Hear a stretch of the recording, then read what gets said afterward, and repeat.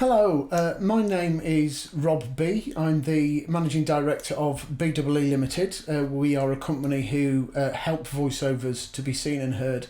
My role within the company is helping voiceovers put studios together, advising them on equipment to use in their studios, and also setting up the room that the voiceover needs to be in.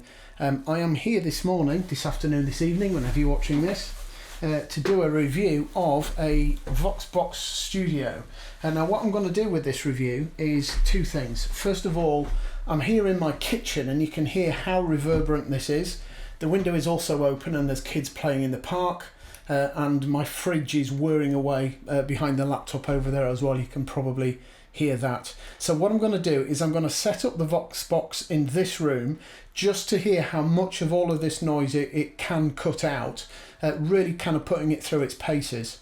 And then the second thing I'm going to do is I'm going to take it into my studio and do a similar thing there, just kind of do a with and without VOXBOX kind of comparison of the audio.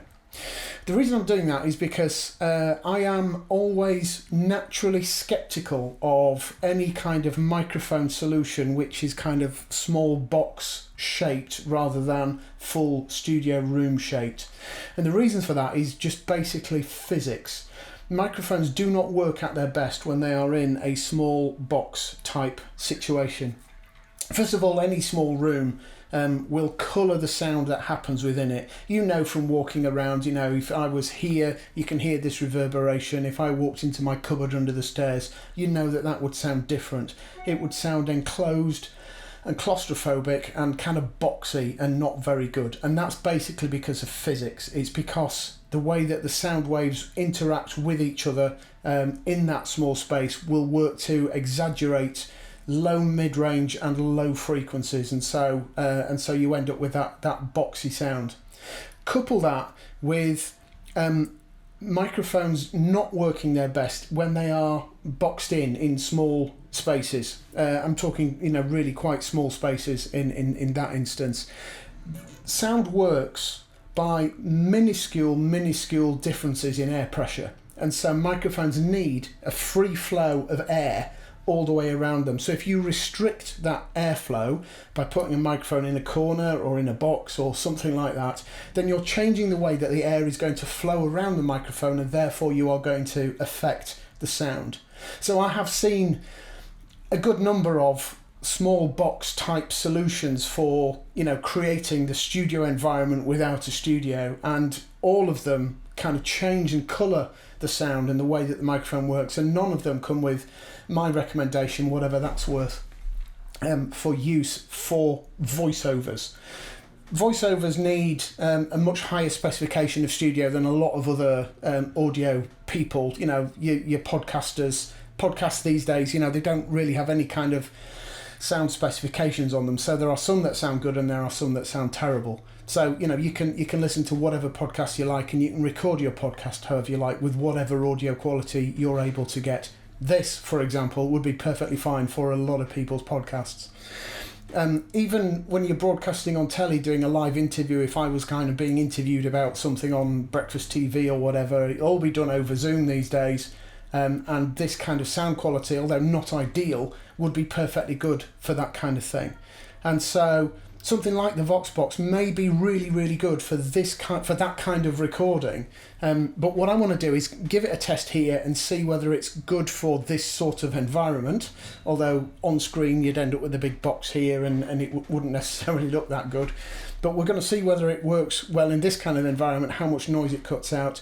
And then I am going to take it, as I say, into my studio. And the point of that is just to see how well it performs in an environment which is already semi-treated, so that, you know, we can hear the difference and whether the VOXBOX would be able to be used for professional voiceover recording with a little bit of additional kind of sound treatment in the environment as well.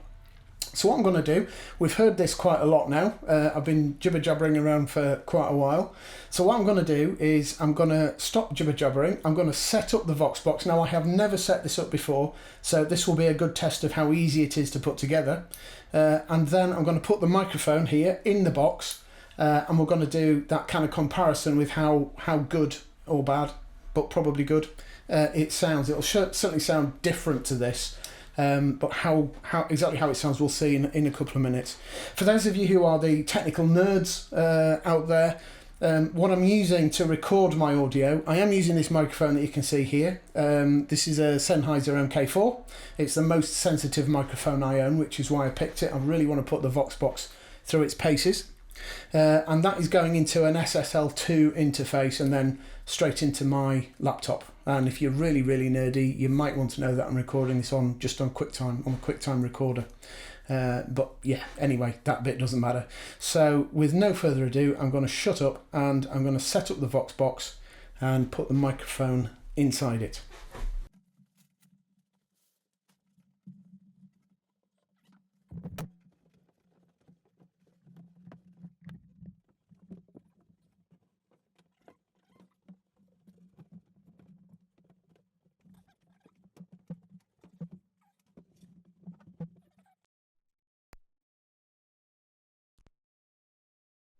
Okay, the VOXBOX is now inside. I'll start that again. The microphone is now inside the VOXBOX. So I'm talking to you here. The microphone is picking me up. This isn't necessarily how I would be sitting to do the recording. And I'll do that in a second when I've finished kind of talking about the VOXBOX construction. I didn't read the instructions. You saw me literally just do it straight out the box and how does this work. So I didn't get it up straight away first time, but it's still really, really quick and easy to do. It seems really solid.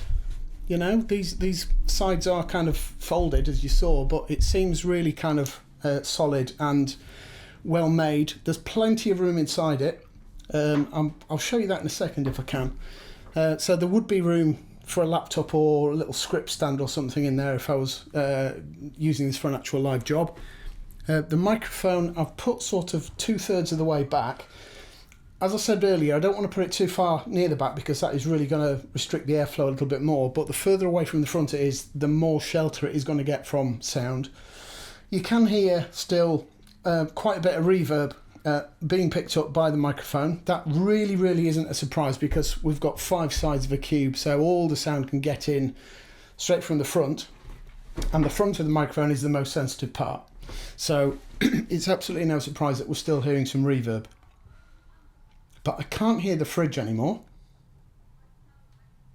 I can just about hear people in the park. It has made a really nice difference. Now I can just about hear the bells down the street there.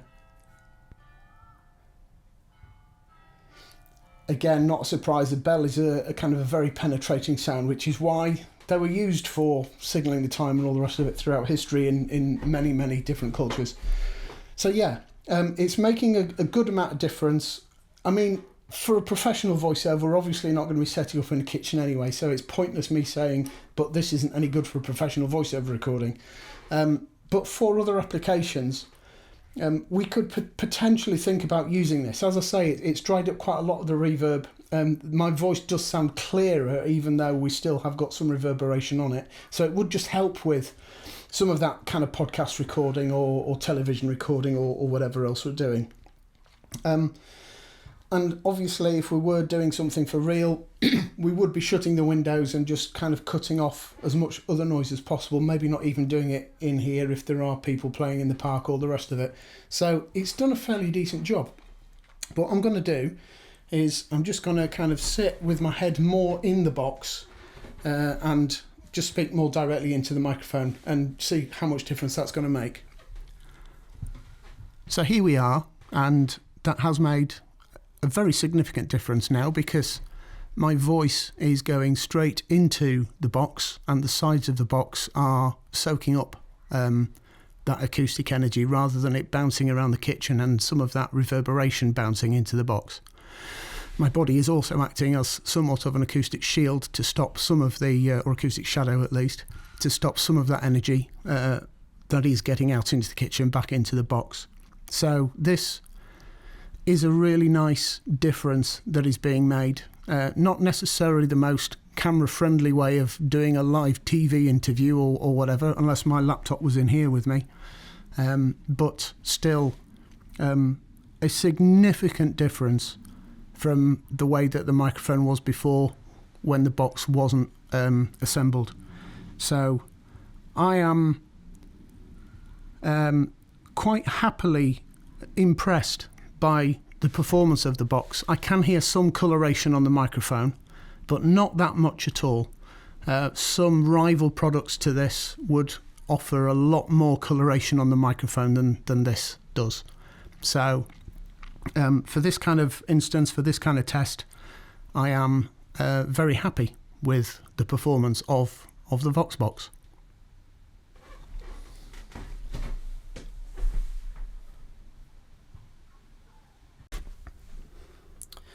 So here we are now in my studio.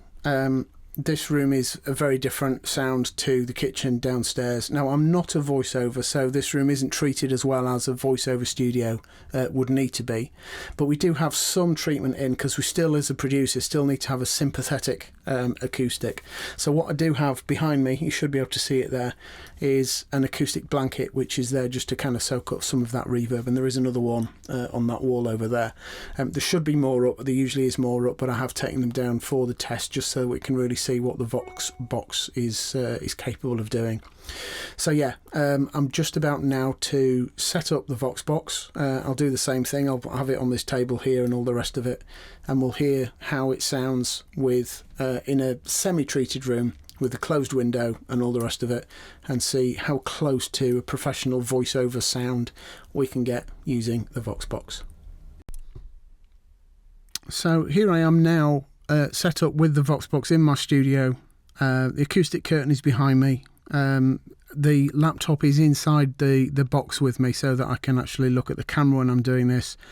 This is fairly good indication that you would be able to kind of see your script when you're voicing inside something like this. I've also got my mobile phone torch on to give a bit more light in here, because the picture was terrible. So that's shining right in my face. So that's nice. But yeah, the sound, which is the important bit really, is pretty good. There is, as said, a little bit of coloration on the microphone, but actually it's minimal. It's a lot less than I was kind of expecting there to be. I could probably play around with the microphone and get that positioned a little bit better if I didn't have to have my laptop and mobile phone in here. If there were other ways, if I was using a tablet rather than a phone, then that would mean a lot more flexibility with what's going on inside the booth. So that would work really quite nicely, I think. I'm fairly close to the mic, you know, I'm sort of a couple of hand spans away, so I'd probably want to be potentially a little bit closer if I was actually voicing something, and that would potentially improve the sound. So I'll give that a go in a minute when I'm not looking at the screen. Yeah, I am quite impressed with the performance of the VOXBOX. I can hear a little bit of noise. I'm not entirely sure what it is. I mean, my laptop is probably running a little bit hot, so it might be that I am running a Mac, but, you know, they do have fans in them. It may be noise coming from the window, because the window is just the other side of the VOXBOX here.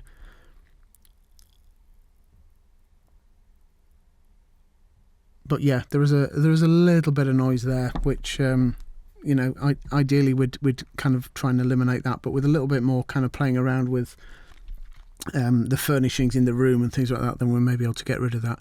Hopefully you can hear a difference between this recording and the other recording that I did in the room before I got the VOXBOX out again. Yeah, so let me I've got nothing to read, but if I sit closer into the microphone and voice as a voiceover would, we can probably guess that the sound of my voice, although I'm not projecting that well, but the sound of my voice would mask a lot of that noise that we can hear in the noise floor. I'm just going to turn my headphones down, and then I might shout a bit more. So yeah, if I was going to be doing a voiceover read, I might be clipping the mic now, I don't know, I can't see my levels. But yeah, this is probably how I'd be doing it. I would be projecting a little bit more than for normal speech, and that would help to mask a lot of that noise that, I say a lot of that noise, there isn't that much noise, but it would mask some of the noise that we can hear on the microphone. The blanket behind me is going to be doing quite a good job, I'm sure, of soaking up any acoustic energy which is kind of escaping the booth or kind of approaching the booth from that that side.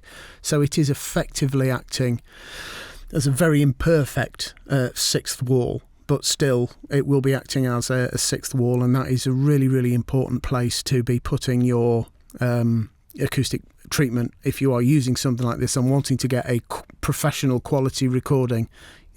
Putting the acoustic treatment behind you is going to be absolutely essential to achieving a good sound, and possibly getting something a little bit closer to you as well than this blanket is. The blanket is on hooks from the ceiling, but yeah, you'd probably want something a little bit closer so there's less of a gap between the box and the blanket so that less sound can get in.